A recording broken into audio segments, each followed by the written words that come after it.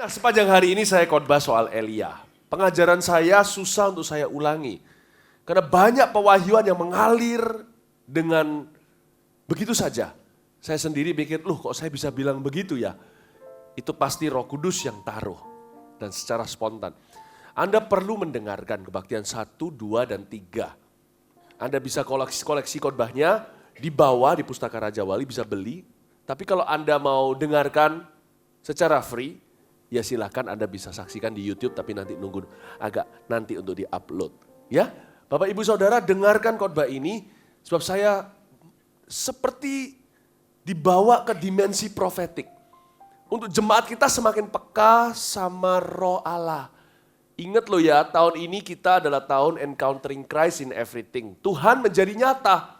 Karena itu jemaat harus bangun hidup rohnya. Manusia rohnya harus dibangun. Kita bahkan harus masuk ke dalam alam roh tanpa menjadi orang yang ngeroh. Saya ajarkan tentang gimana discerning the things of God.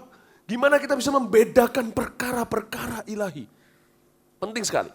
Karena itu mari kita buka dulu pasal 17, 1 Raja-Raja. 16 ayat pertama saya bahas di 3 kebaktian tadi. Kita mulai di ayat 17. 1 Raja-Raja 17 ayat 17 cerita tentang Elia. Nah, di penghujung hari ini di ibadah yang terakhir saya mau sampaikan satu pesan. 3 tempat profetik untuk berbuah. Sepanjang hari ini saya bicara tentang penempatan Tuhan. Kita itu harus berada di mana Tuhan mau kita berada.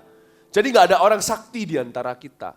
Berkat mengalir sendiri kalau kita berada di tempat yang Dia inginkan. Kita berada di sana. Kita berada di situ. Jadi saya jelaskan itu. Nah sekarang saya mau bicara kepada Anda tentang posisi menerima. Ada 3 hal yang Tuhan nyatakan lewat cerita Elia di pasal 17 mulai ayat 17 hingga akhir pasal itu. Tentang bagaimana kita bisa menemukan tempat yang mudah yang wifi-nya paling kuat. Untuk kita menerima sesuatu yang ilahi dari Tuhan. Wifi itu penting. Ya. Saya pernah sekali di sebuah tempat, di tempat tertentu, nggak tahu ini benar nggak ya, di tempat tertentu wifi-nya lemah sekali. Tapi di tempat yang lain, ya di situ itu wifi-nya kuat sekali. Cuman tempat yang agak kuat itu agak naik, jadi kalau saya mau kirim pesan di tempat itu, butuh wifi, saya agak naik begini, bukan selfie. Jadi di ruangan aja ada tempat-tempat yang kuat sinyalnya. Ya kan? Saya mau beritahu. Sinyal berkat, mujizat itu paling kuat di 3 tempat. Kita baca dulu. Ayat yang ke-17, pasal 17 ayat 17. Jadi enggak terus melulu loading terus. Nah, tapi tempat ini memang butuh iman untuk kita berada di sana. Yang pertama kita lihat dulu ayat 17 ya. Sesudah itu anak dari perempuan pemilik rumah itu jatuh sakit. Dan sakitnya itu sangat keras sampai tidak ada nafasnya lagi. Berhenti di situ. Anda mungkin bertanya, ini sinetron langsung kita ikut dari tengah. Tapi saya yakin di sini banyak orang Kristen yang sudah lama. Jadi pasti tahu cerita Elia. Kita tahu anak dari perempuan pemilik rumah itulah adalah janda di Sarfat yang memberi Elia makan. Dulunya sebelum dikasih makan, dia dimintai makan sama Elia. Waktu dia datang ke pintu gerbang, gua mau makan, perempuan itu bilang begini, ini adalah tepung terakhirku buat roti untuk aku dan anakku lalu mati. Betul ya? Tahu cerita itu ya? Elia bilang, gak mati gak, buat dulu itu untuk aku makan dulu, Tuhan berjanji minyak tidak akan berhenti mengalir. Kamu akan makan sampai masa paceklik. Masa tanpa hujan dan setetes embun pun tidak ada berlalu. Yaitu tepatnya 3,5 tahun, saudara. Jadi perempuan ini dulu udah harusnya mati. Nyawa mereka itu disambung sama Tuhan disambung Tuhan dan Elia.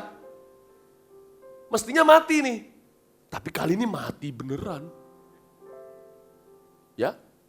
Dan kita ayat 17 ini, Elia itu numpang di rumahnya loh. Ini janda ini baik sekali, malah kasih mereka malah kasih kos-kosan sama Elia for free. Sampai Elia nanti menghentikan masa kering itu dan menurunkan hujan setelah ketemu dengan Ahab. Saya kasih dulu background-nya. Supaya Anda yang udah lama gak baca cerita ini tidak lost atau tersesat. Oke? Jadi gitu ceritanya. Nah, ketika sesudah Elia sebenarnya sih, Elia itu gak utang apa-apa nih sama si janda ini. Janda ini kelihatannya kasih makan Elia hari itu. Tapi Elia gak makan 1 hari toh ya gak mati. Orang gak makan itu bisa 40 hari saudara. Minum aja yang gak bisa lebih dari 7 hari orang pasti mati.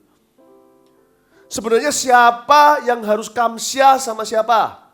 Ya dua-dua, Elia juga harus bilang terima kasih dikasih. Karena perempuan itu beriman pada Tuhan dan mendahulukan dia dikasih makan. Tetapi sebenarnya yang lebih kamsya harusnya si perempuan janda Sarfat ini. Karena bertemu dengan Elia dia menemukan mujizat. Ya kan? Elia sebenarnya tidak obligated. Tidak harus menolong perempuan ini. Tapi Elia masyigu dengan belas kasihan. Tempat pertama untuk berbuah. Posisi untuk menerima. Yang wifi-nya paling kuat untuk berkat. Adalah menaruh dirimu dan diriku pada kebutuhan orang lain. Itu paling kuat. Bayangin Elia itu luar biasa. Dia itu cuma transitnya. Jangan jadikan diri sendiri sebagai tujuan akhirnya. Berarti kita menyenangkan diri sendiri dong. Berarti kita melayani diri sendiri dong. Bukankah Tuhan mengajarkan kalau mau ikut Tuhan harus sangkal diri? Sangkal diri itu bukan berarti kelaparan, mati, konyol, tidak ditolong Tuhan. Bukan. Sangkal diri itu artinya diri sendiri bukan tujuan. Kita hanyalah alat. Kita hanyalah transit. Kita hanyalah bejana, saluran. Berkat itu hanya lalu melalui kita. Bukan untuk kita, karena itu jangan pernah jadi orang Kristen posisinya begini. Salah kuda-kuda, tangannya erat-erat pegang apapun yang Tuhan berikan. Orang yang kayak gini gak bisa diberkati. Apa yang ada di tangannya ya sudah itu aja yang dia punya sampai dia mati. Itu pun akan berkurang saudara. Jadi Elia itu tahu gara-gara dia memberi makan janda ini. Gara-gara dia minyaknya gak berhenti. Gara-gara Elia pun kecipratan berkat. Karena dia mendahulukan kerajaan Allah, mendahulukan kebutuhan orang lain. Karena kerajaan Allah juga ditemukan dalam kebutuhan orang lain.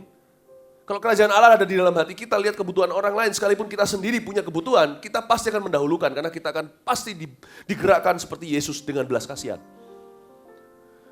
Nah kalau kita melihat orang lain, kita dahulukan kerajaan Allah. Segala sesuatu ditambahkan, kita malah justru ikut makan. Elia ikut makan 3,5 tahun tinggal nginap di rumahnya orang ini. Makan tiap hari. Jadi kalau ada ceritanya itu jangan disalahpahami. Cerita ini jangan sampai kita itu nggak sungguh-sungguh memikirkan dengan detil. Tidak pernah dikatakan di Alkitab, hanya hari itu janda ini memberi makan Elia. Janda ini memberi makan Elia setiap hari 3,5 tahun itu, atau nggak sampai 3,5 tahun karena Elia sempat di Sungai Kerit dulu. Paling tidak 2 tahun makan tiap hari disediakan oleh wanita ini. You see, Elia mendahulukan dia malah justru dia dapat makan. Elia mendahulukan dia malah justru dia diberkati. Dia makan roti tiap hari. Itu loh posisi berkat. Orang Kristen yang hidup bagi dirinya akan jatuh miskin di hadapan Allah. Orang bukan bicara tentang miskin secara harta loh ya. Saya melihat ada juga orang kaya yang miskin di mata Allah. Tapi ada orang-orang yang biasa, pas-pasan dia punya, tapi itu orang kaya di matanya Tuhan. Karena tujuan hidupnya berbeda. Tapi orang yang satu mungkin bisa dirusak dengan hartanya. Uangnya jadi kutuk bagi keluarganya. Tapi orang yang pas-pasan itu selalu dipenuhkan apapun yang dia butuhkan, bahkan yang dia inginkan. Dan hidupnya lebih bahagia dari si kaya. Nggak tentu saudara, hidup ini penuh dengan ironi. Coba bayangkan. Can you imagine? Elia. Dan Elia menaruh dirinya pada kebutuhan janda itu. Makanya segera akan ada mujizat terjadi. Tahukah saya beri bocoran, akhirnya anak itu dibangkitkan oleh Elia dari kematian. Interesting fact, fakta yang sangat menarik sekali. Tahukah Anda, sebelum kejadian ini, belum pernah ada orang mati dibangkitkan. Coba lihat sampai kejadian. Elia yang pertama kali membangkitkan orang mati. Jadi Elia tidak punya patron. Jadi ini interesting sekali. Elia tidak punya rencana apa yang harus dia lakukan. Dia hanya digerakkan dengan kebutuhan. Dan Allah memakainya dengan cara yang dia tidak duga. Allah memberkatinya dengan cara yang tidak pernah dia bayangkan. Elia mengalami yang disebut no eye has seen, no ear has heard, nor mind has conceived what the Lord has prepared. Dia mengalami apa yang disebut di Alkitab sebagai mata tidak pernah lihat, telinga nggak pernah dengar, pikiran tidak pernah membayangkan. Dia alami. Bukan karena Elia minta mujizat bagi diri sendiri. Karena dia taruh dirinya dalam kebutuhan orang lain. Sebuah kebutuhan bisa menjadi tempat untuk berbuah lebat. Tentunya kebutuhan kita dulu juga sama. Makanya itu bagi saudara-saudara yang mengalami masalah, saya tidak berkata Anda senang dalam masalah itu. Itu munafik kalau kita bilang kita bahagia dalam masalah. Tapi rejoice, bersukacitalah, kata Yakobus, kalau kau jatuh dalam berbagai macam pencobaan, itu bukan happy yayaya. Tapi bisa melihat dengan kacamata Tuhan nggak pakai kacamata, tapi dengan melalui mata Tuhan kita bisa melihat bahwa masalah kita adalah kesempatan untuk Allah menunjukkan kemuliaannya dan untuk kita mengalami mujizatnya. Sebuah tempat kebutuhan, tentunya orang lain lebih mulia, tapi kebutuhan diri sendiri juga adalah tempat di mana wifi surga kuat dan kencang. Tulis passwordnya. Passwordnya wifi kan harus ada. Coba tulis, sekarang tulis. I-M-A-N. Iman. Bukan Ipman. Itu lain lagi. Iman, Bapak Ibu. Nggak ada passwordnya, nggak ada. Lucu lah, saya pergi ke hotel di kamar, saya tanya passwordnya apa. Padahal udah ada di kunci saya, mestinya ditulis di kantong kuncinya. Saya lupa, saya telepon lagi, aduh buang-buang waktu. Tapi dia beritahu sama saya, ini saya mau ketawa karena dia punya password makanan. Saya bilang, ya sudah, makanya ini hotel bukan gereja. Passwordnya kerajaan sorga 1 Roma 5 ayat 2, nggak usah dibuka. Oleh iman kau masuk dalam kasih karunia Allah. Faith, I can move the mountains, I can do all things in Christ. It's faith. Iman. Amin Bapak Ibu. Jadi kalau kita melihat kebutuhan, jangan kita putus asa, jangan kita mengeluh seperti orang Israel, haus, lalu mereka menggerutu. Sampai Musa pun terpancing emosinya, pukul dari batu. Sampai Musa pun berdosa karena dia ikut marah. Bapak Ibu Saudara, kalau Anda melihat kebutuhan, itu kesempatan untuk Allah menunjukkan. Meskipun kebutuhan itu terciptakan gara-gara salah Anda. Kalau Anda berbalik pada Tuhan, Tuhan berjanji ketika mereka membangun bait suci, Tuhan berkata begini kepada Salomo, raja saat itu. Jikalau umatku merendahkan diri, mencari wajahku, bertobat dari dosanya, dan jalannya yang berbalik dari jalannya yang salah, aku akan mendengar, dan aku akan mengampuni dosa mereka, dan yang terakhir dikatakan, aku akan memulihkan negeri mereka. Tahukah Anda kata memulihkan negeri itu artinya aku akan memutar balik keadaan dengan kuasaku yang ajaib, bukan dengan kekuatan manusia. Kata pulih itu enggak main-main loh. Kata pulih sudah terlalu biasa di telinga orang Kristen. Jadi lagu, jadi janji palsu. Kata pulih seperti yang saya katakan waktu Encounter Me.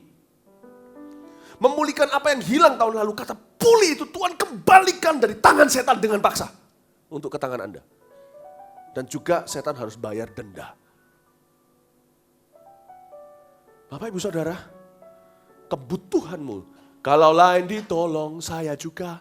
Tangannya terbuka, menunggulah, tak tersembunyi kuasa Allah. Kalau kita lebih berbeda.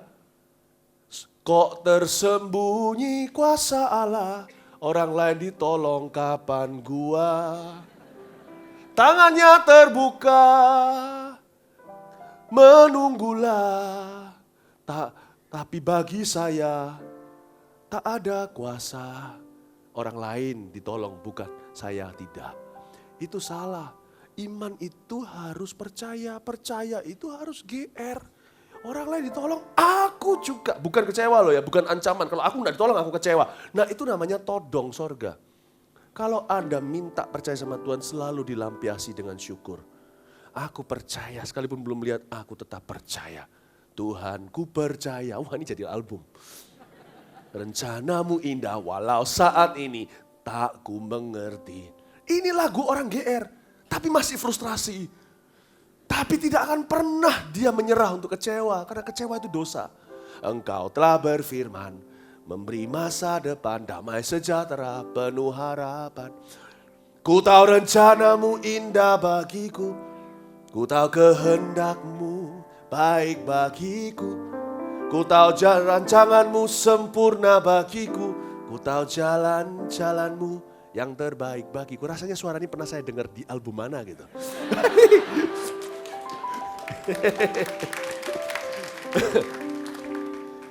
Bisa nangkep ini? Sebuah kebutuhan adalah tempat untuk berbuah lebat. Katakan kebutuhan. Nah Elia waktu itu, dia gak punya patron. Tapi dia lihat anak ini mati, mamanya sedih. Masa dia gak berbuat apa-apa? Dia gak punya iman untuk membangkitkan orang mati. Bahkan dia gak tahu membangkitkan orang mati itu apa. Belum ada. Dia gak punya patron, kayak kita sekarang punya Elia. Kita punya cerita ini, kita tahu. Cuman kita gak berani gitu aja. Dia gak punya patron yang sebelum dia yang dahsyat.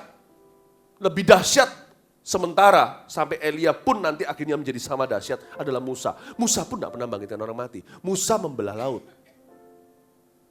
Jadi gak punya patron, dia cuma masyigu. Dari mana ide itu? Orang itu kalau compassionate, kalau hatinya belas kasihan, tiba-tiba jadi cemerlang pikirannya. Keluar ide yang gak masuk akal. Makanya dunia sekarang baru menemukan EQ, apa Q, bukan hanya IQ. Dulu mereka hanya tahu IQ. Dari dulu Alkitab sudah jelaskan orang yang belas kasihannya besar. Cemerlang idenya. Malah orang yang pikirannya hanya sekedar duniawi. Malah tumpul pikirannya, malah justru gak sadar masuk ke dalam berbagai macam kerjasama, kongsian, proyek-proyek yang justru merugikan karena terlalu tergesa-gesa serakah. Orang kalau berambisi, orang kalau sombong jadi tumpul pikirannya. Sekalipun dia sekolah lulusan Harvard, sekalipun PhD, S3 gak peduli. Kalau orang itu berambisi, tidak Tuhan menjadi center hidupnya, orang itu pasti suatu hari jatuh dalam perangkapnya sendiri. Blessed are those whose hearts are compassionate for other people's needs. Diberkati orang yang hatinya masyigu untuk belas kasihan untuk kebutuhan orang lain. Orang seperti itu bukan hanya diberkati Tuhan. Tuhan akan membisikkan ide gila. Kamu bisa begini, kamu bisa begitu. Ingat tempat wifi itu, Anda sudah dapat passwordnya. Pastikan Anda selalu di wifi itu. Jadi dulu ada satu tempat itu sinyalnya lemah.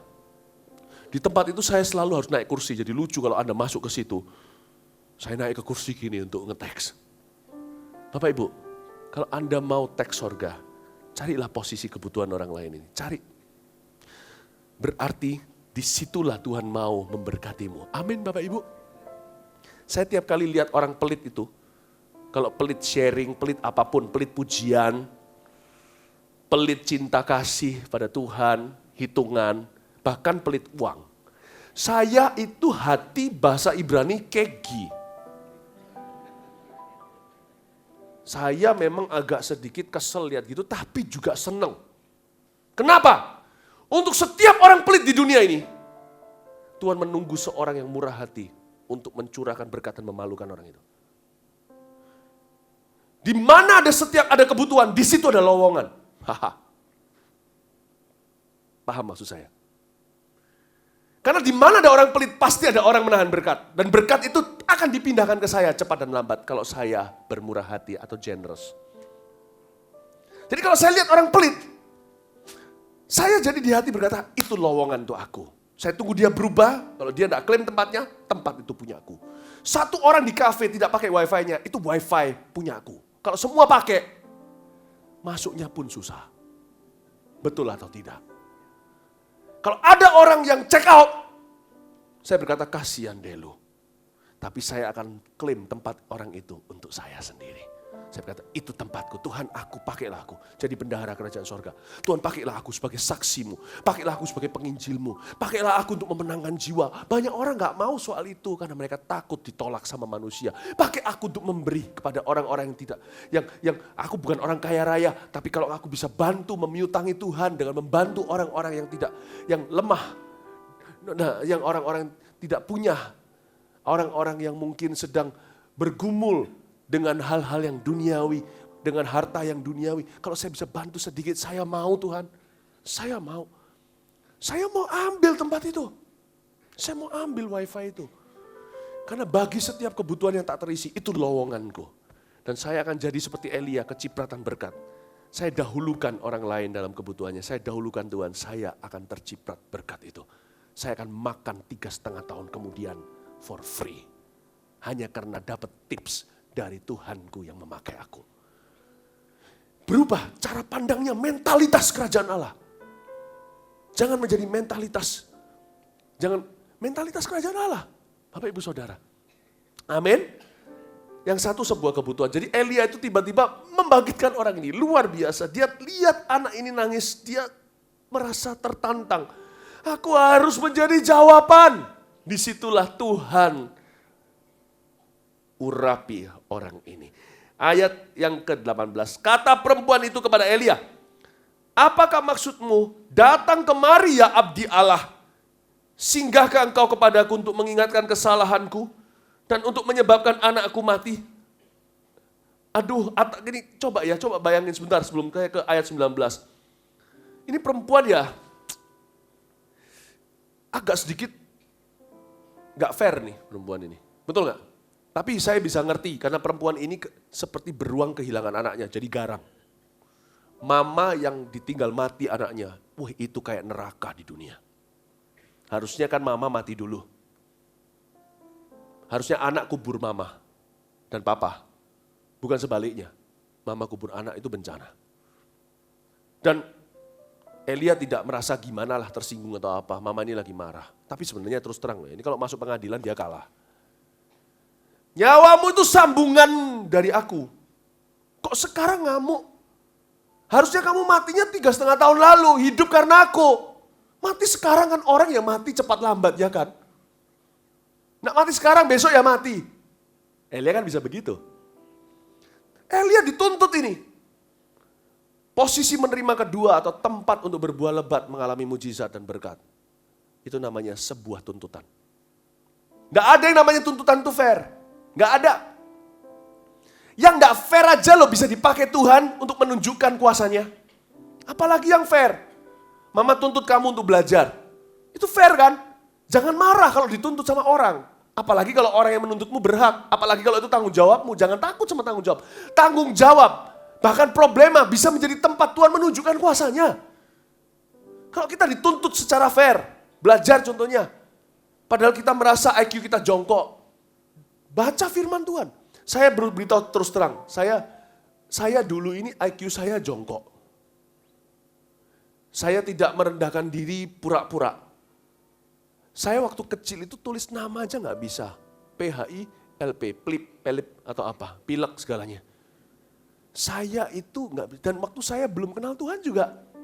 Meskipun saya belajar, tiba-tiba jadi ini pintar, tapi saya tidak punya social skill, people skill, nggak punya. Ya cuman akademis saja. Akademis itu banyak zaman dulu, pelajaran itu hafalan. Jadi saya menghafal itu sampai berjam-jam karena belajar. Memang mujizat dari seorang yang bodoh gitu jadi dibuat Tuhan bisa juara kelas. Tapi saya dulu pernah uji-ujian yang IQ gitu, jelek nilainya. Saya belum ujian IQ lagi, tapi baru kemarin saya iseng-iseng sama putri saya, kami IQ-IQ-an dari internet, nilai saya di atas 125. Saya bilang dari mana saya berubah itu? Saya beritahu dari baca Alkitab. Ada ayatnya loh. Orang yang baca firman jadi lebih pintar dari gurunya. Saya belum tes yang beneran, saya kepingin tes nih. Tapi dari mana saya bisa pikir gitu tumpul? Dulu loh gunting di depan saya itu gunting mana? Mama tanya, gunting mana Philip? Nggak tahu mah di depan saya. Nah di tes IQ itu kan ada yang ini, yang apa, yang kayak gitu dalam itu sampai, kok bisa? Saya mau beritahu Bapak Ibu Saudara, kalau Anda dituntut belajar, atau anak-anak muda, anak-anak kecil contohnya, kalau Anda dituntut belajar oleh orang tua, take it as the word of God. Ambil itu sebagai sebuah firman dari Tuhan, untuk Anda jadikan batu loncatan, yes I will study. Kalau kita bodoh sekalipun, IQ jongkok pun, dekatkan diri sama Tuhan, kita akan jadi pintar. Karena tidak ada orang yang dekat sama Tuhan jadi bodoh. Percayalah saya, ada satu hal yang nggak mungkin. Ada berapa hal nggak mungkin di dunia ini. Anda kalau jatuh dari tingkat 12, nggak mungkin Anda melayang ke atas, Anda pasti jatuh ke bawah. Ada satu hal yang nggak mungkin di dunia ini, namanya gravitasi, nggak bisa diubah. Ada satu hal yang nggak mungkin di dalam dunia kerajaan Allah. Orang dekat sama Tuhan jadi bodoh, nggak ada itu. Nggak ada itu. Anda dekatkan sama Tuhan, Anda akan jadi brilian. Anda yang dulu nggak bisa nyanyi, jadi bisa nyanyi. Sampai pecah semua burung. Srek kali. Nggak ada orang dekat sama Tuhan jadi minus. Semua jadi plus. Tapi jangan matanya plus. Saya mau beritahu ini kepada Anda. Pegang erat-erat di dada, di hatimu. Kalau Anda sebagai seorang student mahasiswa dituntut belajar, tangkap itu sebagai tantangan iman. Tuntutan adalah wifi-ku. Tunjukkan kemuliaanmu lewat aku. Bayar hargamu. Belajar mungkin, mendekatkan diri pada Tuhan. Do it. Tuntutan itu tempat berkat. Kalau seumpamanya contohnya seorang kakak disuruh jaga adiknya, kan dari sejak perjanjian lama, dari kejadian, Kain ditanya sama Tuhan, mana Habil? Emangnya gua babysitternya adikku? Tuhan jawab, iya emang. Kata Tuhan. Memang. Kalau kita disuruh jaga adik kita contohnya. Itu tuntutan bukan? Dari papa mama. Jaga. Pasti ada something in it for you. For your future. Kalau kita dituntut di dalam gereja kita untuk melayani. Itu tuntutan indah bukan? Ayo. Jagalah adik-adikmu, tapi adik-adik sini bukan adik kandung, tapi adik rohani. Mungkin Anda ikut Eagle Kids, jangan datang telat, datang tepat waktu. Itu tuntutan Tuhan. Itu tuntutan pemimpinmu, sekalipun Tuhan tidak menuntut tuntutan pemimpinmu, sama itu tuntutan Tuhan. Bukankah pelayanan itu indah, pelayanan itu baik. Kalau itu tuntutanmu, datang tepat waktu. Jangan pernah kita main-main dengan tuntutan manusia. Kalau manusia nuntut aja kita tidak bisa penuhi, apalagi Tuhan yang nggak kelihatan. Sungguh-sungguh dalam pelayananmu, jangan asal-asalan, jangan bolong-bolong. Anda harus MSJ lah, suruh MSJ 1, MSJ 2 lah. Suruh MSJ 2, MSJ 3 lah. Kayak seolah-olah dapat S3 gitu. Lakukan sungguh-sungguh, suruh jaga CG, urusi betul-betul. Sebelum Anda sampaikan sharing CG, puasa dulu, naik ke bukit doa. Kalau mungkin di rumah bising, di tempat kos nggak bisa. Nah, persiapkan, jangan cuma asal-asalan. Sekalipun Anda mungkin tidak bisa khotbah seperti siapa. Siapa suruh Anda khotbah seperti siapa? Anda lakukan yang terbaik Anda dan Tuhan akan pakai kayu bakar itu. Dan Tuhan akan hembuskan apinya di atas itu. Akan terjadi api kebangunan rohani. Kalau itu tuntutan dari bosmu, gimana? Aku dituntut untuk mengerjakan dengan benar, kerjakan dengan benar. Oh my goodness. Selain itu resumemu, be self-respecting, will you? Kalau Anda tidak menghormati, orang yang tidak bisa memenuhi tuntutan kerja, orang itu nggak bisa kerja untuk Tuhan. Saya pernah tegur, zaman dulu full timer, sekarang berbeda. Kalau di sini udah full timer. Jangan sampai saya lihat Anda kedapatan tertidur. Kita nggak jadi full timer karena nggak bisa kerja di luar. Kita jadi full timer karena kerja di luar nggak layak dapat kita. Kalau nggak kerja di luar. Saya pernah mendapatkan seorang full timer tertidur siang-siang gini di mejanya. Long time ago, zaman purbakala Adam dan Hawa. Saya tepuk dia punya pundak, saya nggak marahin, ngapain marahin, itu kan kesadaran sendiri. Saya tepuk, saya berkata, kamu kalau nggak bisa hargai dirimu, siapa yang menghargai kamu? Bangun dia, langsung kerja. You respect yourself. Anda bisa aja sembunyi di corner mana, nggak usah full timer, Anda kerja di dunia, sama aja, siapa aja bosmu di atasmu, itu Tuhan. Lalu Anda mainan, gak ada kelihatan main di komputer, main game, Clash of Clans. Attack! If you don't respect your time, nobody will. Respect yourself. Tentukan sendiri hargamu di dunia ini. Tentukan sendiri. Saya beritahu sama dia, kalau kamu tidak bisa hargai dirimu sendiri, siapa yang menghargai kamu? Kamu makan nasi gampangan. Ada orang yang cuma mau makan gaji, kerja demi gaji. Apa bedanya dengan prostitusi? Aku kerja enggak untuk gaji. Gaji tidak bisa menilai aku semua. Tapi gaji untuk mengganti waktuku. Supaya aku juga tidak perlu keluar sana cari-cari ini, waktuku bisa efisien, bisa dijadikan mata uang untuk saya bisa sambung kehidupan. Tapi aku kerja because I believe in my work. Tuntutan bosmu, lakukan, ngelembur. Disuruh jalan 1 mil, jalan 2 mil. Disuruh kasih bajunya, kasih jaketnya. Tuntutan yang baik tidak boleh kau lewatkan. Itu berkat Tuhan, ada sesuatu di dalam itu untukmu. Bahkan tuntutan yang salah, yang gak fair pun seperti yang Elia alami, itu pun dari Tuhan. Coba lihat ini ya. Kita lihat reaksi Elia. Saya tunjukkan tuntutan yang gak fair. Nanti kalau saya lupa, ingatkan saya, tolong jelaskan tuntutan yang gak fair. Bisa? Oke, jangan sungkan ya. Oke, kita ke ayat mana tadi? Belum selesai. 18 kan? Sekarang 19. Kata Elia kepadanya, enak aja itu anak-anak lu. Mati ya bukan urusanku. Ya begitu ya. Mungkin saya salah versinya. Lihat versinya Elia. Kata Elia kepadanya, berikan anakmu itu kepadaku. Hebat. Dia bisa putar balik semua tuntutan kepada dia sebagai kesempatan untuk bertumbuh dan berbuah.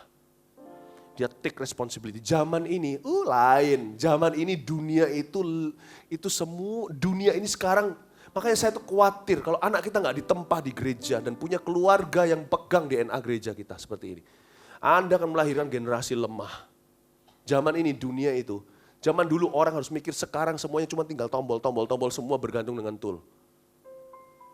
Zaman sekarang orang kalau mau main soccer, nggak usah main soccer beneran.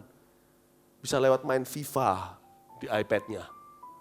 Zaman dulu ada bekel, ada engkle, ada bobak sodor. Ada ini itu. Zaman ini, belum lagi tul-tul gitu. Lain lagi, zaman ini orang selalu menemukan alasan untuk menyalahkan orang lain. Aku begini karena temanku begitu. Aku begitu karena temanku begini. Apa-apa selalu gara-gara papa mama. Kan aku dibedakan. Inilah revivalnya self-pity. Inilah kebangunan rohaninya. Mengasihani diri sendiri. Anak-anak dan cucu kita tinggal di zaman seperti ini. Jarang orang berkata, baik. Seperti Yabes. Aku memang apes, tapi kutunjukkan lewat usahaku dan imanku. Imanku dengan perbuatannya. Dengan Tuhanku kan tunjukkan aku jadi raja properti. Baca baik-baik, Yabes jadi raja properti. Tuhan perlebar, dia bahkan minta secara khusus. Aku ambil tanggung jawab, aku tidak salahkan mama, aku tidak kepahitan. Mama kasih aku nama itu, mama nggak ngerti. Tapi aku terima itu sebagai nama aku ambil tanggung jawab atas pribadiku. Ini tanggung jawabku, jadikan aku diberkati. Perluas lebarkan teritori. Dia jadi juragan tanah di mana-mana. Semua orang yang panggil dia Yabes harus nunduk-nunduk. Pak apes, kalau gua apes, lu gimana? Kalau ini apes, itu mati. Satu-satu bilang, Pak apes. Apes punya bau yang baru, wangi. Dia hapuskan nomor 13 selamanya dari sejarah manusia. Gak usah percaya yang gitu-gituan. Tidak ada apes. Apes, ni ziji anpai. Atur sendiri saudara. Amin Bapak Ibu. Coba lihat ini, I'm amazed by this guy. Anda kalau baca Alkitab gini bisa kelihatan gak gini-gini? Baca lebih dalam lain kali. Renungkan dengan Roh Kudus. Coba lihat ayat mana tadi, ayat 19. Kata Elia kepadanya, berikanlah anakmu itu padaku. Elia mengambilnya dari pangkuan perempuan itu dan membawanya naik ke kamarnya di atas. Dan membaringkan anak itu di tempat tidurnya. Oh my goodness, luar biasa. Dia ambil tanggung jawab sepenuhnya. Tuntutan yang salah, nah saya jelaskan. Pernah di sini kita dibandingkan dengan koko kita, mas kita, mbak Yu kita, cici kita, atau adik kita. Kamu tidak seperti adikmu. Cum laude tahu? Kamu tidak seperti kokomu. Bisa ini, bisa itu. Pernah gak? Itu tuntutan yang gak fair. Please don't come to me. Dan berkata, aku minta inner healing. Aku minta disembuhkan emosi. Gak usah lah. Bisa. Saya pernah doain orang inner healing juga terjadi. Ya sembuh. Tapi saya mau tempuh jalur yang berbeda. Saya gak mau jalan tikus, saya mau jalan tolnya Tuhan. Lebih baik kalau orang sudah tertancap panah. Ya perlu dicabut lah ya. Gak ada ER, emergency room atau ICU atau UGD maksudnya. Orang udah barusan tabrakan, semuanya hancur, memar, lalu kita berkata, ayo bangun. Gak bisa begitu kan, harus kita perbaiki dulu kan. Pendarahnya dihentikan dulu. Jangan, kalau dia geger otak juga jangan sembarang diangkat, bukan? Tapi lebih baik adalah preventif. Beritahu sama orang itu untuk nyetir hati-hati, jangan minum alkohol. Apalagi naik Fortuner. Nggak ngerti ya, nggak ikuti berita ya, nggak tahu. Ya, jadi saya beritahu, saya kan beritahu hati-hati. Lebih baik adalah pilih-pilih apa yang kau izinkan menyakitimu. Kalau Anda melihat itu sebagai penyakit, ya sakitlah dirimu. Tapi kalau Anda lihat itu sebagai berkat, saya belajar martial art. Dulu saya mahir dalam beberapa martial art, saya belajar karate pertama-tama. Karate itu yang saya pelajari dulu yang keras, bukan karate yang non kontak, tapi yang kontak tenan. Pukul. Sakit semua tangan saya. Tapi saya belajar akhirnya sebuah martial art, cuman 2 tahun aja, keburu bertobat gak jadi. Saya belajar another form of art atau seni yang lain, ya bukan seni bela diri, tapi seni mengikut Tuhan. Satu martial art yang saya pelajari, itu yang sering dipraktekkan dalam film Steven Seagal. Hapkido itu. Saya pernah pelajari sebentar, mau saya kasih contoh sini, datang sini satu. Udah ada asuransi kan tapi kan. Saya masih ingat-ingat lah ya, meskipun sudah 20 sekian tahun. Dia konsepnya beda dengan karate. Kalau karate itu pukul-pukul, kuat-kuatan. Siapa yang lebih kuat, menang. Kalau dia enggak. Sana kuat, gak apa-apa, lebih gaya solo, monggo silahkan. Tambah kuat, tambah enak buat saya, tinggal tak flip. Dia punya konsep beda, kekuatanmu, kesempatanku. Kekuatanmu adalah kelemahanku. Seranganmu, kesempatan emasku. Serang aku, jangan suruh aku yang serang kamu. Kamu serang aku tidak perlu serang kamu, tenagamu kupukulkan kembali ke kamu. Ya, saya tidak mau pakai martial art, saya sebagai ilustrasi aja. Ada orang yang melihat itu kekuatan aku dipukul, aku memar, aku sakit. Tapi ada orang yang melihat, thank you untuk tuntutan yang gak fair itu. Menjadikan aku pribadi yang lebih tangguh. Anda yang mana? Saya hanya menangis dan hancur hati untuk apa yang menghancurkan hati Tuhan, bukan untuk orang yang menghancurkan hati saya. Hari ini saya telah belajar bersih soal ini. Philip Mantova yang dulu mengasihani diri sendiri sudah mati. Hari ini saya hanya menangis kalau jemaat mundur dari Tuhan. Saya menangis kalau di Surabaya ada orang-orang yang masih berdosa, yang masih jauh dari Tuhan. Generasi anak muda yang tidak pernah kenal Tuhan. Anak-anak kecil yang tersesat. Saya menangis. Hati saya breaks, my heart breaks for what breaks his. Hati saya hancur untuk apa yang menghancurkan hatinya. Tapi tidak gampang loh hancurin hati saya, tidak gampang. Saya tidak mudah engkau hancurin dengan kata-kata atau dengan apa. Saya tidak bisa. Because anything you do, Yesaya 54, setiap senjata tempah melawanku akan justru membuatku berhasil.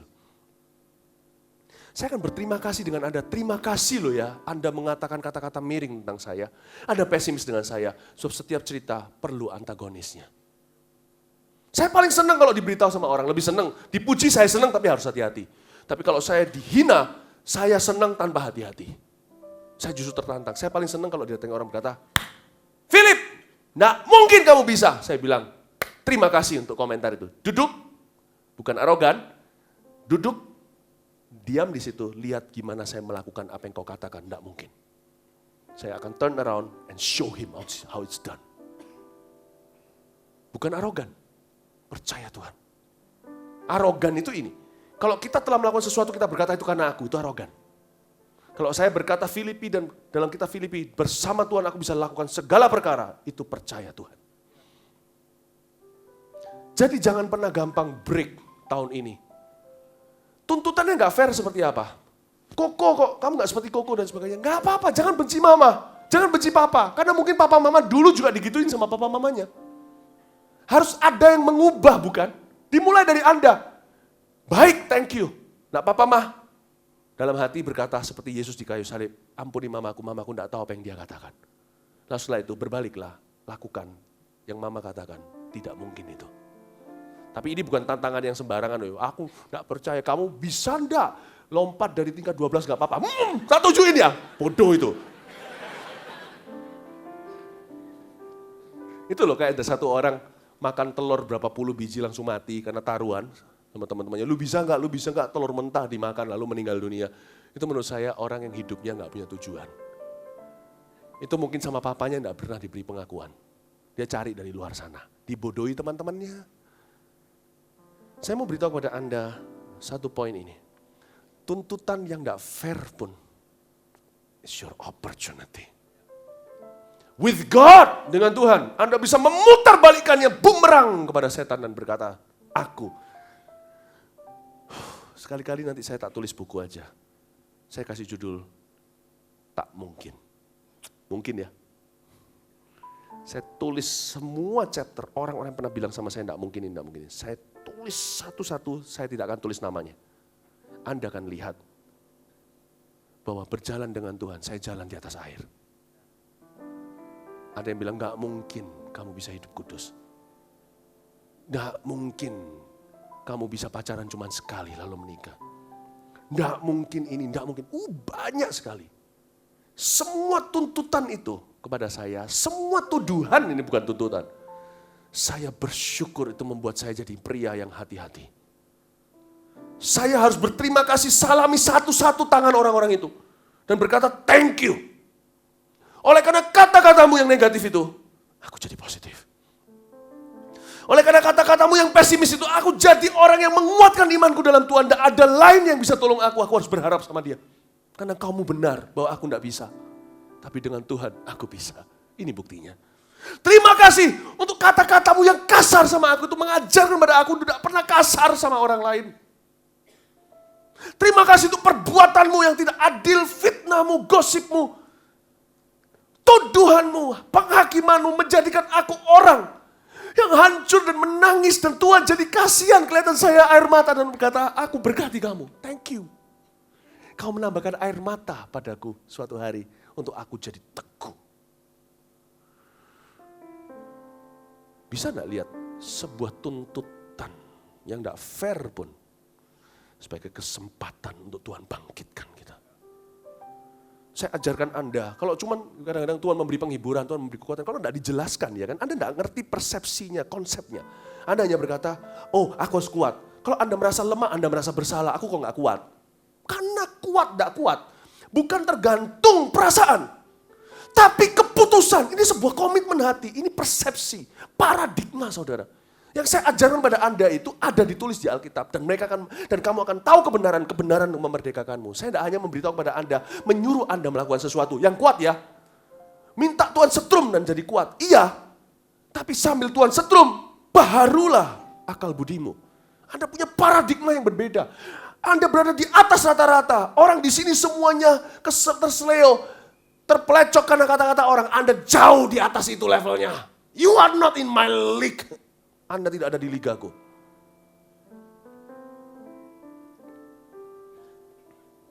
There is no superheroes in the kingdom of God. Tidak ada superhero. Semua kekuatan hamba-hamba Tuhan, men and women of God, pria dan wanitanya Tuhan, yang membuktikan berjalan dalam kekuatan, semua bisa dirumuskan. Dan saya rumuskan punya saya bagikan ke saudara. Supaya tahun ini, Efesus digenapi, jadilah kuat dalam kuat kuasanya. Dan kenakanlah seluruh perlengkapan senjata Anda. Amin. Anda diberkati Tuhan? Praise the Lord. Sebuah ketuntutan. Jadi tuntutan gak fair. Jadi di sini ya, jangan pahit ya sama orang tua ya. Kalau sudah dibanding-bandingkan dari yang kecil ya. Jangan pahit please. itu membuat Anda jadi jauh lebih hati-hati. Dan yang menderita bukan Anda juga loh. Koko atau siapapun, Mbak Yu, Anda siapapun yang di-compare ke Anda untuk jatuhkan Anda, itu kasihan loh orang itu. Orang itu otomatis akan dapat buayan yang palsu. Kasihan. Anda, karena itu kadang-kadang saya mikir ya, saya sama anak-anak saya tidak pernah compare, tidak pernah bandingkan, tidak pernah. Saya ngomong gini bukan berarti orang tua mari bandingkan, berarti ini membenarkan kalau kita membandingkan. Jangan. Itu adalah komunikasi dan pendidikan yang paling poor, yang paling menyedihkan. Saya nggak pernah bandingkan anak-anak saya, yang satu ini dengan yang lain. Apa sekali-kali mesti perlu ya untuk membuat mereka jadi tough ya. Kadang-kadang kita pendidikan yang baik itu justru bisa membuat orang lemah loh. Jadi bersyukurlah untuk orang tua yang belum takut akan Tuhan. Mereka juga berguna loh. Pernah mikir begitu nggak? Saya merasa di sini ada orang yang masih pahit sama papa mamanya. Meskipun papa mamanya sudah ada. Cara mendidik Anda itu loh, untuk memojokkan Anda. Hingga hari ini Anda menjadi orang yang tidak komplit. Saya melihat ada satu orang itu selalu cari perhatian. Ada satu orang cari perhatian, bener. Dibuat aneh-aneh gitu. Saya pernah datang itu anak muda, saya rangkul dia. Nangis dia tuh rangkul. Dari orang yang aneh-aneh, menangis. Nangisnya tidak dibuat-buat. Lalu saya tanya sama dia, kenapa kamu aneh-aneh? Saya itu haus pengakuan papa. Hah? Wow. Saya tahu meskipun ada di sini orang-orang yang jadi hari ini, Anda jadi hari ini.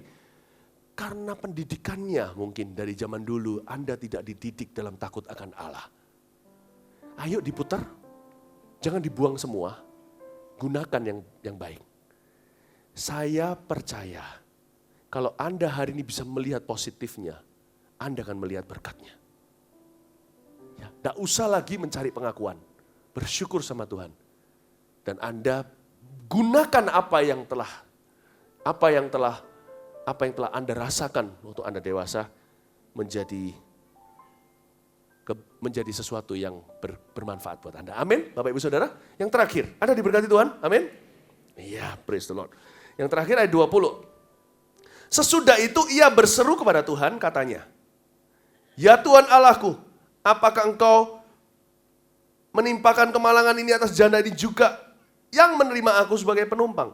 Dengan membunuh anaknya, lalu ia mengunjurkan badannya di atas anak itu 3 kali dan berseru kepada Tuhan, katanya, ya Tuhan Allahku, pulangkanlah kiranya nyawa anak ini ke dalam tubuhnya. 2 kali ada kata, ia berseru kepada Tuhan. Dan juga ada kata, ya Tuhan Allahku. Yang ketiga, tempat yang terakhir, wifi-nya berkat paling kuat, disebut dengan pengakuan iman. Sebuah pengakuan iman. Ya, sebuah kebutuhan, sebuah keyakinan. Yang ketiga, tulis saja gini dah, sebuah keyakinan. Ya, supaya satu kata semuanya gampang diingatkan. Satu adalah kebutuhan, kedua tuntutan. Kebutuhan bukan tuntutan. Kebutuhan itu kebutuhan, tuntut gak tuntut itu kebutuhan. Tuntutan itu gak tentu ada kebutuhan, pokoknya tuntut dulu. Semua senjata ditempa melawanmu, harus kau jadikan sesuatu yang berguna bagi dirimu. Itulah cara kerja kerajaan Allah. Yang ketiga tadi sebuah keyakinan. Elia yakin bahwa Allahnya baik. Elia yakin bahwa Allahnya sanggup. 2 kali dia berseru, 2 kali dia berkata, ya Tuhan Allahku. Dia mengakui bahwa Tuhan bisa. Dia mengakui bahwa Tuhan tidak tega. Gak mungkin Tuhanku bunuh anak ini. Bukankah mamanya membiarkan aku menumpang di rumahnya. Jadi dia berasional yang baik. Dia memikirkan kebaikan Tuhan. Dia mengakui karakternya. Ada gak ada kebutuhan, ada gak ada tuntutan, Anda bisa klaim berkat dan mujizat Tuhan lewat sebuah keyakinan dan pengakuan firman. Amin, Bapak Ibu. Jadi Anda tidak usah nunggu gini, kapan aku diberkati? Kok belum ada kebutuhan? Kapan aku diberkati? Kok belum ada orang yang tuntut? Jangan cari perkara, sini tuntut aku, jangan begitu. Anda bisa langsung datang ke firman Allah. Tidak ada angin, tidak ada badai, nggak apa-apa. Dan Anda bisa minta sama Tuhan, apa yang Tuhan katakan itu milik Anda di dalam firman sucinya. Asal Anda yakin, Anda tidak bimbang, Anda akui karakter Tuhan dan janji-janjinya. Berkat Tuhan akan tercurah, mujizat Tuhan akan terjadi. Di sana wifi-nya kental sekali. Selalu kembali lagi dan lagi kepada firman ini. Always back to the word of God. Saya selalu mau ngomong apa aja, baliknya selalu firman Allah. Gak perlu ada angin badai. Ada orang berkata gini sama saya, kenapa ya orang yang dulunya itu hidupnya kayak neraka, rusak gak keruan, itu yang dipakai Tuhan? Salah. Sama dengan orang habis makan semangka, lalu jatuh di WC, dia mati, orang-orang berkata, karena semangkanya. Semangka itu kolesterolnya tinggi. Ngawur sekali. Ya, nggak tentu loh. Orang itu kan selalu asosiasi. Ya kan? Dan orang itu selalu mikir, oh pasti karena itu, diagnosa awam namanya. Saya bukan dokter, saya nggak berani bahkan buat diagnosa begitu. Nah Bapak Ibu Saudara sama juga. Ada orang yang mengira, kalau orang itu pernah rusak, baru dia itu dipakai Tuhan. No. Orang mau rusak kek, mau baik kek, hidupnya gak perlu ada goncangan atau yang pernah melalui suatu ujian perapian kayak baptisan api gitu, gak ada masalah. Kuncinya di satu, entrance and exit berkat itu hanya ini saudaraku. The word of God. Orang rusak, recycle-nya, daur ulangnya kembali ke firman, kalau dia berdiri atas firman, dia dipakai Tuhan. Ada orang-orang rusak yang kayak begitu. Saya pernah baca biografi seorang hamba Tuhan yang dari gangster di New York. Berubah menjadi seorang yang membagikan misi luar biasa. Ada satu orang yang dulunya mafia, nggak karuan, narkoba. Sekarang masuk ke dalam yang namanya geng yang yang di Amerika itu yang bikers. Ada juga orang yang pernah jadi ratunya setan, sekarang jadi nabi Tuhan. Wow, sensasional. Bukan karena itu, bukan karena semangkanya. Karena orang itu ada satu waktu dia berdiri atas firman-Nya. Dan dia terus berdiri di situ, makanya dia dipakai Tuhan. Bagaimana dengan Reinhard Bonnke? Tidak pernah rusak, anak pendeta, anak kedua. Umur 9, lahir baru. Waktu lahir barunya dengan neneknya. Orang barat yang baik culture-nya. Selalu sopan. Orang Jerman. Pada waktu omanya nyanyi, dia lahir kembali. Waktu lahir baru dia dapat mimpi. Dia lihat Afrika warna merah di Basudara. Hari ini membangkitkan orang mati. KKR-nya jutaan yang datang. Sekali KKR ya, bukan ditumpuk 10 tahun. 1,6 juta. Gak pernah rusak. Tapi dia satu waktu umur 9 itu berdiri atas firman-Nya. Dan dia terus berdiri di situ. Nonsense. Bukan karena kebutuhan, bukan karena tuduhan. Itu hanya semua alasan. Di mana ada kebutuhan, saya masuk. Di mana ada tuduhan, terima kasih akan kupakai untuk manfaatku. Tapi selalu kuncinya yang terakhir, pada firman-Mu aku berdiri. Itu dia. Jadi Anda tidak perlu angin badai, Anda perlu rajin buka Alkitab. Dalam hadirat Tuhan saat teduh tiap hari, renungkan firman ini, temukan mutiara, dan turuti perintahnya. Klaim janjinya, something will happen in your life. Tidak ada wifi lebih kuat daripada saat teduh. Tahu lagu itu? Lagu saat teduh itu gimana? Yang every hour I need him. Maju sini yuk. Ya kita semua bangkit berdiri yuk. Anda diberkati Tuhan, amin? Ya.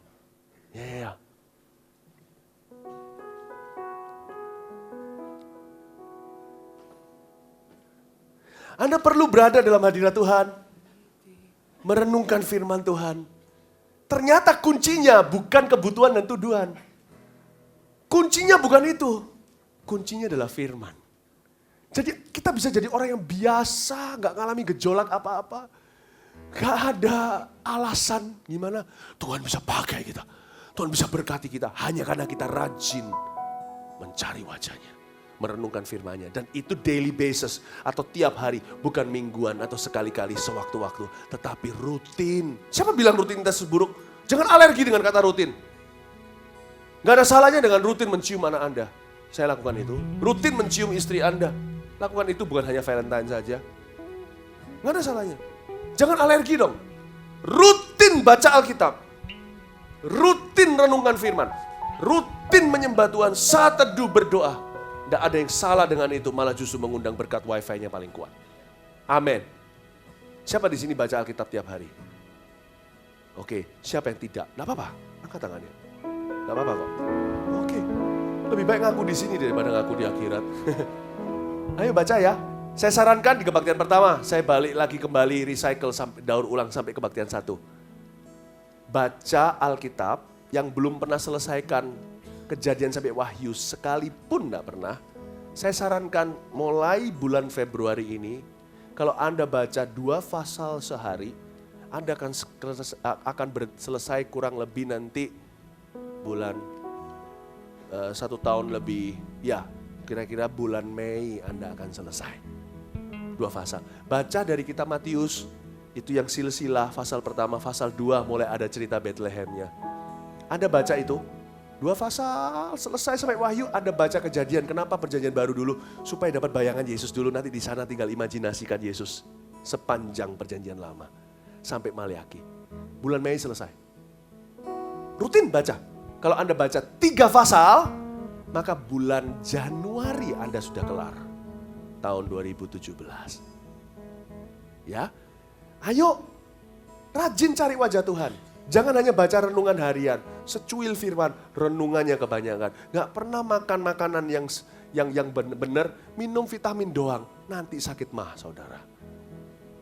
Masukin vitamin C ini segalanya, makannya gak seberapa. Gak harus nasi, karbohidrat, makanlah yang sehat. Firman Tuhan ini pas buat Anda. Baca tiap hari. Saya dorong Anda baca. Siapa di sini mau mulai hari ini baca 2 pasal sehari sampai nanti bulan Mei, angkat tangannya. Ya, oke, puji Tuhan, kasih tepuk tangan Tuhan. Berarti saya berhasil hari ini khotbahnya. Oh haleluya, saya sudah siap pulang. Praise the Lord. Nyanyi. Tuhan tiap jam ku memerlukanmu. Engkaulah yang memberi sejahtera penuh. Setiap jam ya Tuhan, Dikau ku perlukan, ku datang juru selamat, berkatilah.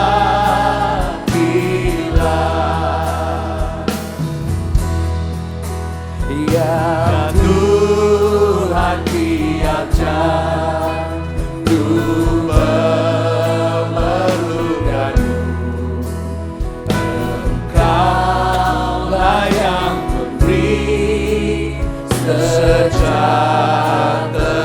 penuh.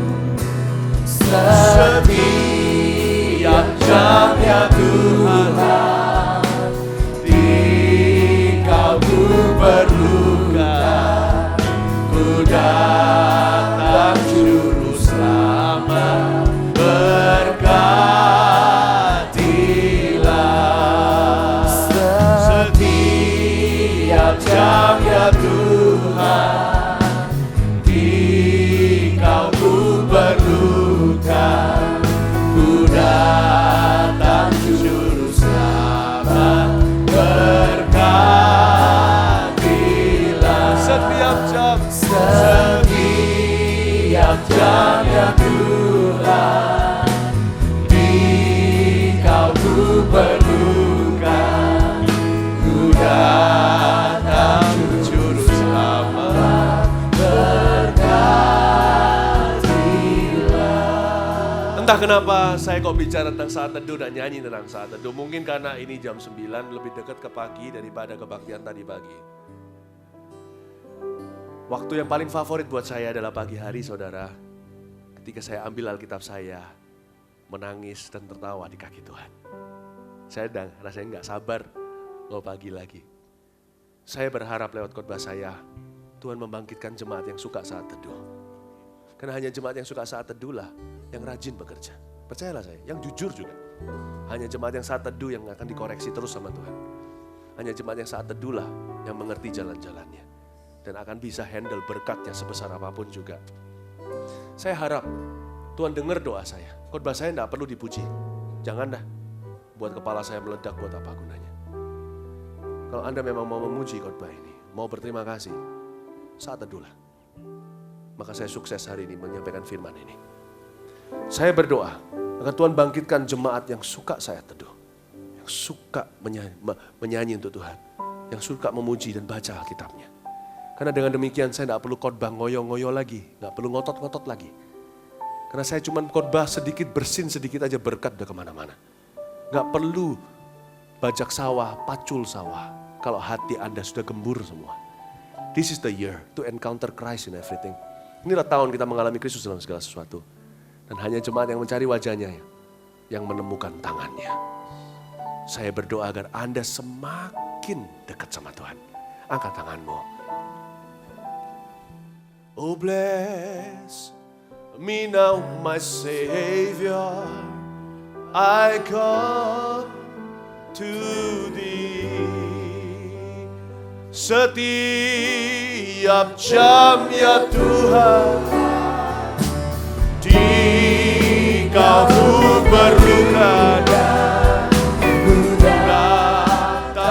juru selamat, berkatilah setiap jam ya Tuhan, di Kau berluka, ku datang juru selamat, berkatilah. I need you every hour, setiap jam ya Tuhan, di Kau berluka, ku datang dan juru selamat, berkati. Ku datang dan juru selamat, ku datang juru selamat, berkatilah. Ku datang juru selamat, berkatilah. Haleluya. Terimalah berkat Tuhan. Bukan hanya melalui firman, tapi bawa pulang pengurapan. Bawa pulang hadirat Tuhan. Pulanglah membawa berkat dari Allah Bapa, kasih setia dari Tuhan Yesus, pengurapan dari Roh Kudus, dari saat teduh ke saat teduh, dari hari ke hari, dari minggu ke minggu, Tuhan bawamu dari glory ke glory. Di dalam nama Yesus, yang percaya katakan amin. Love you, love you, love you. God bless you.